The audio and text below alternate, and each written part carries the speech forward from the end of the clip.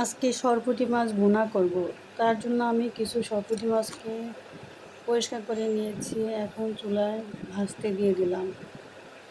সরপুঁটি মাছকে একটু ভেজে ভুনা করলে খেতে বেশ ভালোই লাগবে। আমি এক চুলায় ভাত বসিয়ে দিয়েছি। এখন এই চুলায় আমি মাছটাকে ভেজে ডো ভাজা করে নেব। এই যে আমার মাছটা ভাজা হয়ে গেছে। আমি কড়াইতে তেল দিয়ে দিলাম কাটা পেঁয়াজ।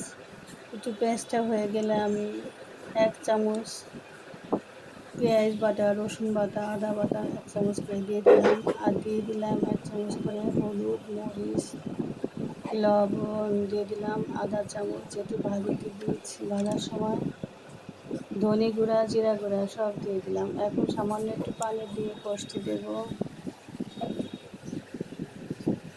এখন কষানো হয়ে গেছে, আমি মাছটাও দিয়ে দিলাম। ঝোলটা একদম শুকিয়ে ফেলবো, মাখামাখি গায়ের সাথে লেগে যাবে। এই যে আমার মাছ ভুনাটা হয়ে গেছে। টেবিলে আমার দুপুরের খাবার আছে।